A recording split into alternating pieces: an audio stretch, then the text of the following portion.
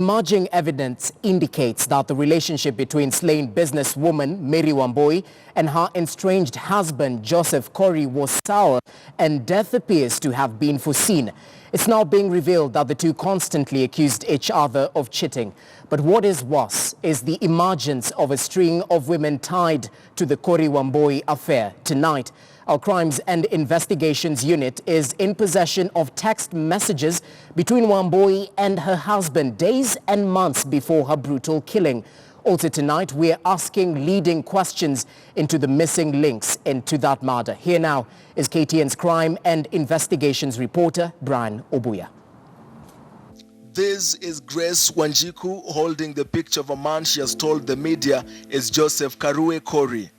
Wanjiku claims to having been Joseph Corey's first wife before Corey packed his belongings on October 24, 2010 and left her, presumably for another woman. Together, they had a child, bought a Toyota Premio and began a timber business. I will tell you about it shortly. 9 years later, that man she says was her husband is truly with another woman, Judy Wangoi, this time around in court and charged with murder. The murder of yet another woman, Mary Wambui. From the communication in our possession between Corey and Wambui, the 5-year relationship appeared to have been thrown into the woods when claims and allegations of the existence of other men and women started trickling in.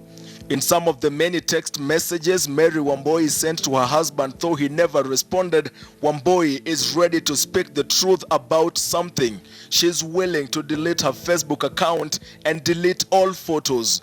Unclear which ones and why. In another text message, Wambui begs her husband to send her some money to buy diapers for their daughter Chantel, which message Corey does not respond, prompting the wife to send it again. Consequent messages show he did not respond nor send the money. Aki, nimeshinda job leo, sijauza anything na sina pesa. Chantel hana diapers na maziwa. Kindly send something nimbaye na kuomba tafadhali.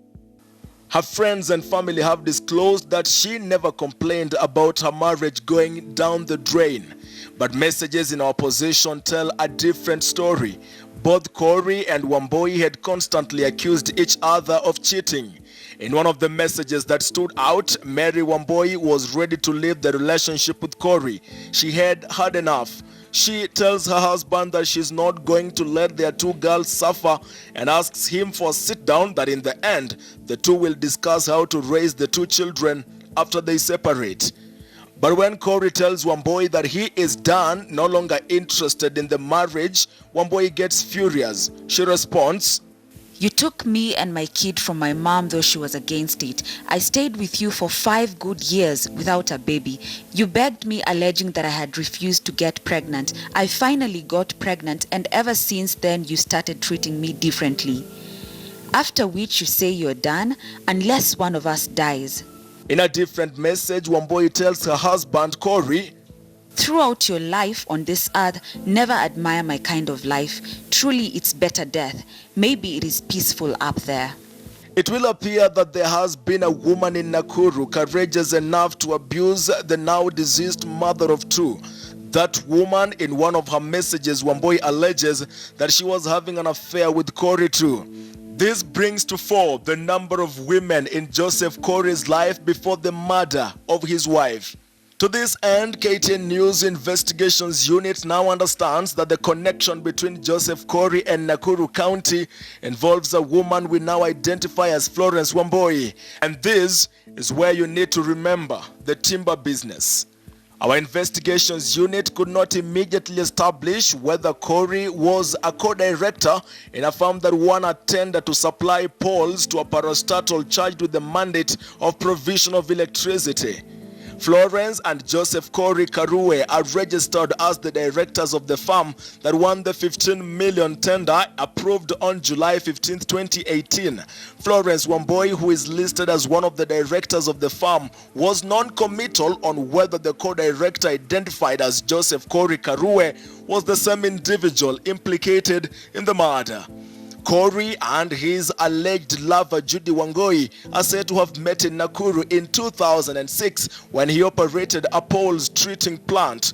Wangoi was a secretary at the plant, which was later closed down. Corey relocated to Nairobi, where he set up a hardware shop for his wife, Mary Wamboi, with his Wangoi as a shop attendant. With a murder that has attracted massive nationwide attention, communication trail, suspects minus GPRS location data, there still are lingering questions that point to a motive and appear to cast doubt on several versions of Wamboi's murder story.